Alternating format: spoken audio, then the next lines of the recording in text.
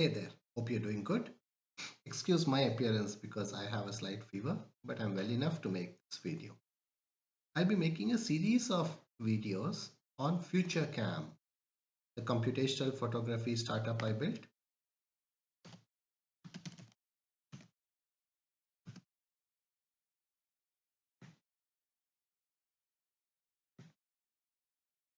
Which has features like a liquid shutter, which you can adjust after capturing,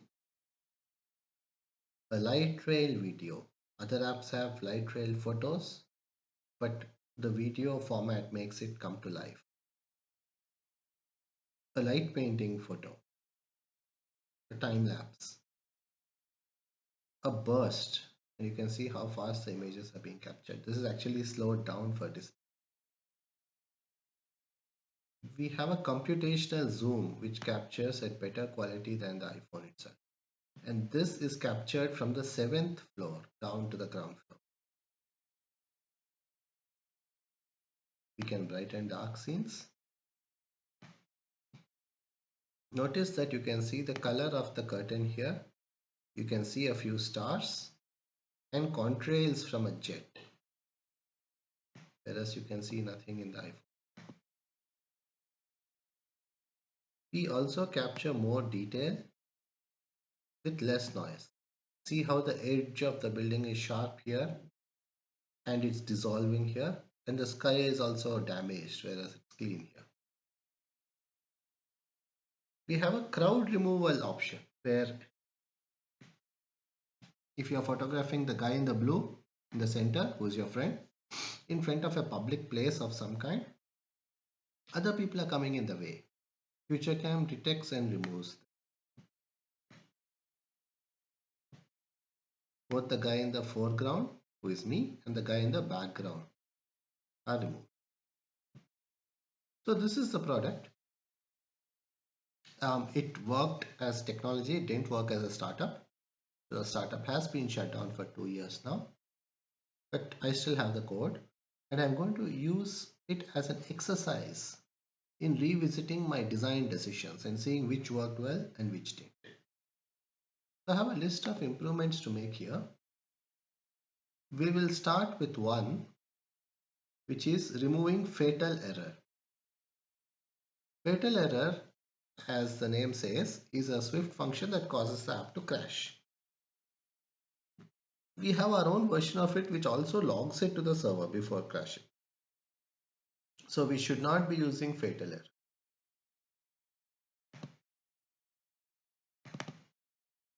Our version is called verification failure. This is a Windows laptop. I no longer have a Mac, so I won't be able to compile the code, though it is a good practice to do so. Compile, test it, both manually and automated tests if you have any. You should ideally be doing all those things when refactoring. But for lack of a Mac, I'm just going to commit without compiling.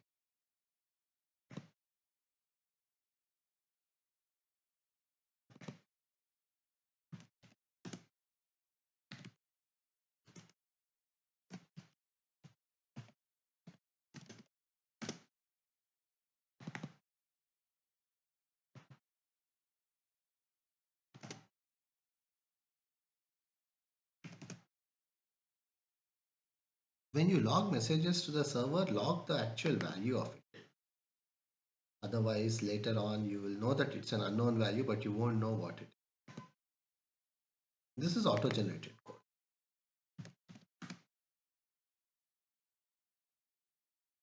I also try to make messages unique because this has not been implemented, exists at multiple places.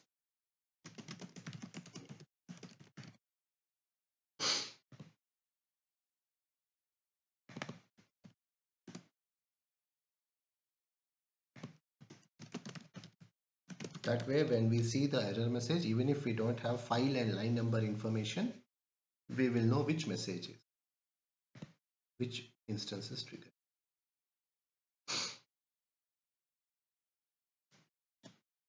Save all. Oops.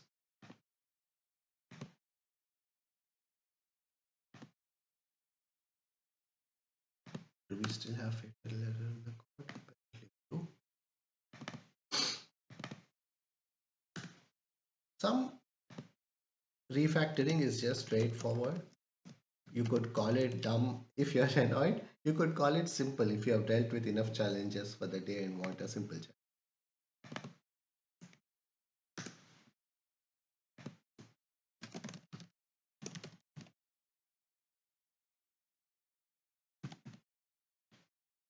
Saved all. Now let's.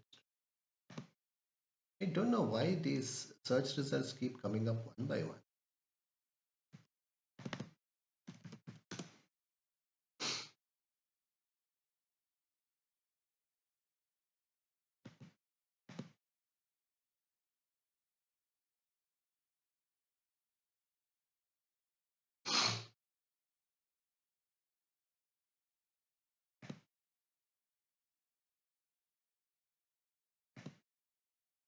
Yeah, I'm still not sure if I caught all of them. Let me do a grep. I think I have Unix tools installed. We'll just do it.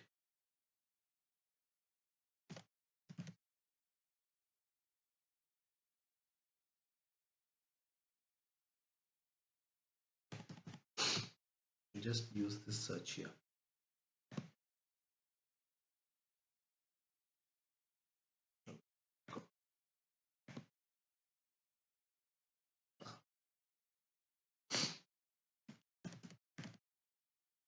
In this repository, okay, it's not ideal, but 7 results. Base controller, right? 4-inch window, we have taken care of it. Focus rect, take care of it. There's only one result for each one. Then shutter button has it twice. Here is one.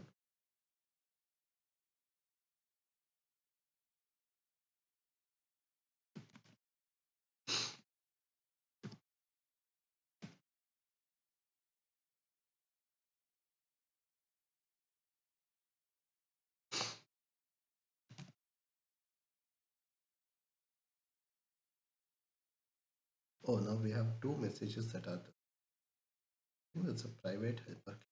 Clock face view. So it's not shutter button, it's clock face view. Is it capital F? Attention to detail matters. Small f. I think is a mistake in naming the class because clock and face are two words. Okay. Shutter button. Then there's permission requester. Then there's UI device.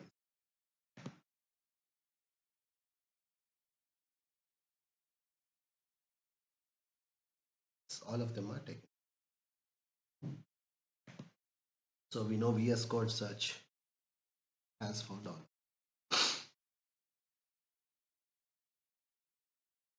Let's try looking at the diffs and committing. Base controller, you have changed fatalError to verification failure. UI device.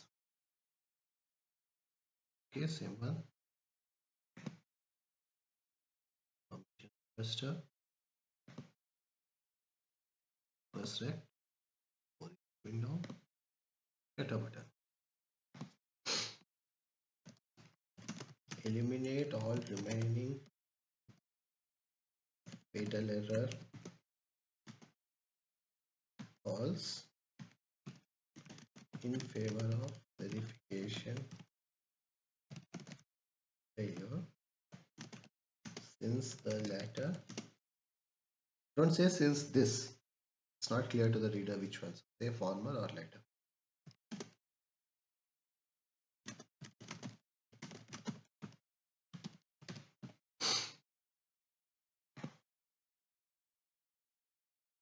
Commit push.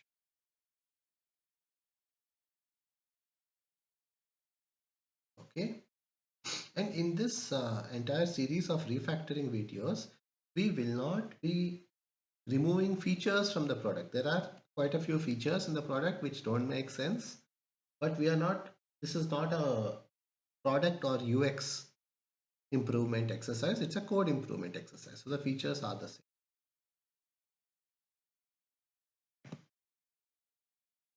Fatal error is gone. Now let's look at this. Remove captured callback in frame produce.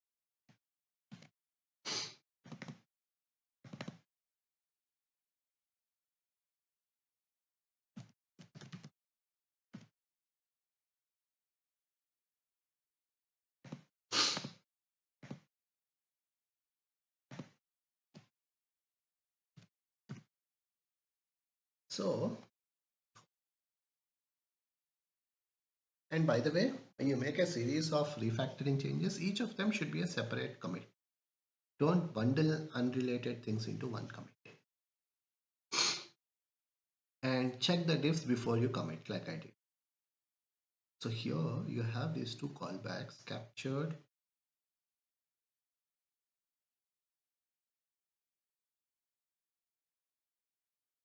and processed.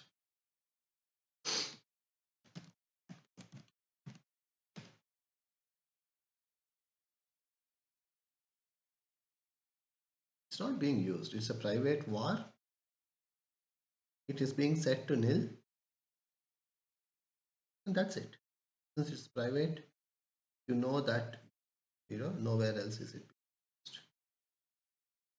So you can simplify.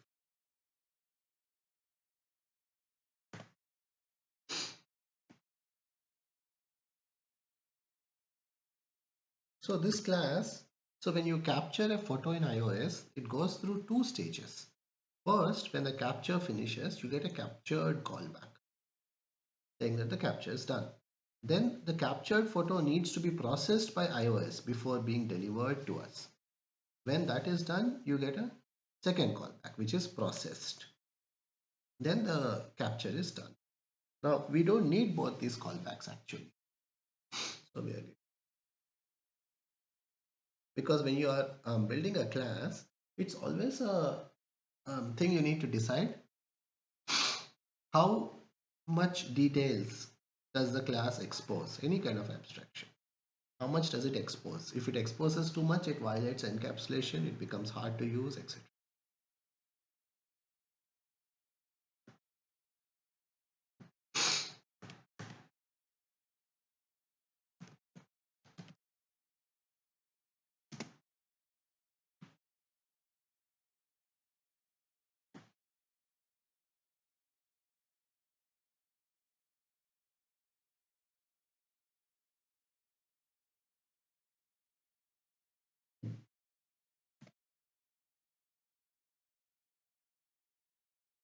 Let's close the other, which are from the earlier commit. Okay, this capture, there is process. You are removing the type, you are removing the variable and the nil.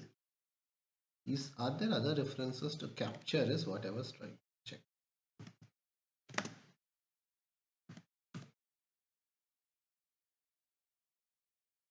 Maybe in other files, it's not private, the type element.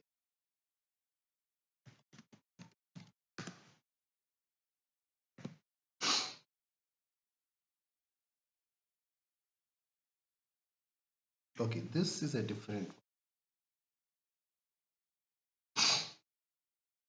But again, we should check, is somebody actually using this take photo with a captured call?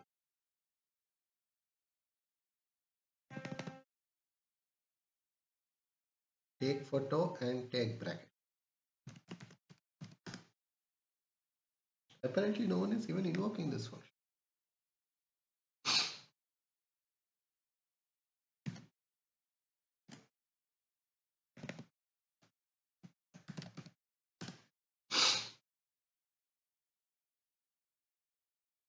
Yeah, that's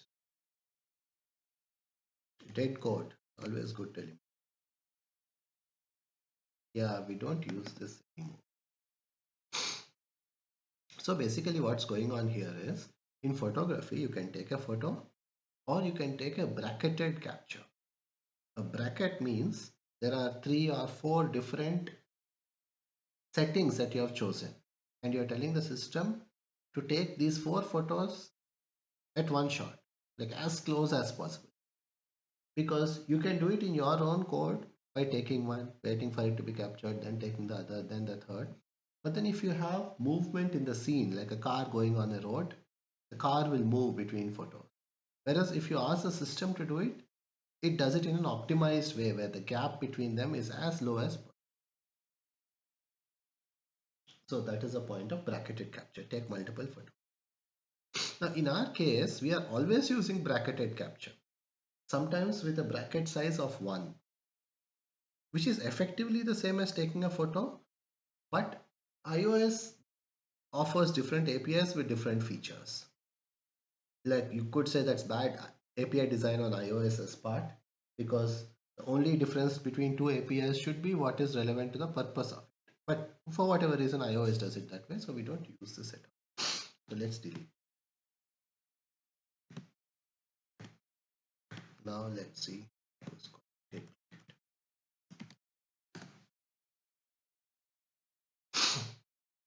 This is the declaration.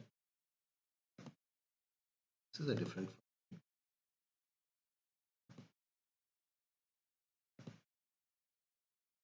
Okay, we are using the captured call. What does self.capture do? I don't know if there's a way to get an overview in VS Code. I use Xcode.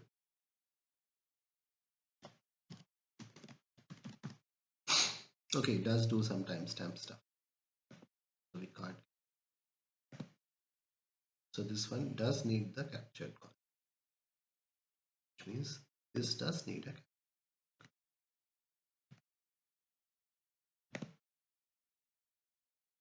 In frame producer, so the task says only for frame producer, not like everybody. We did an unrelated refactoring here. Yeah, this is a good commit. Always spend more time verifying your refactorings, because otherwise it will be very annoying to come back later after making a bunch of commits, figuring out where things went wrong, and others in the team would be annoyed. And you are setting a precedent of carelessness, which you don't want. All right. So these are two unrelated commits. Remove. AV capture photo. Take photo in favor of take bracket, which we always use even if the bracket size is 1. So since these are two unrelated changes, we should not be lazy and bundle them into one git.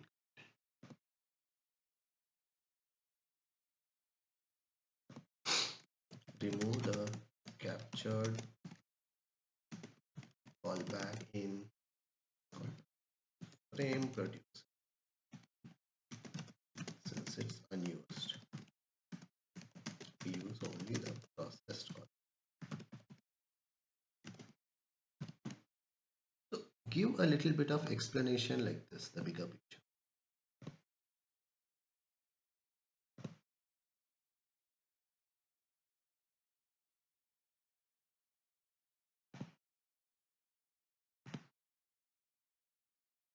Push.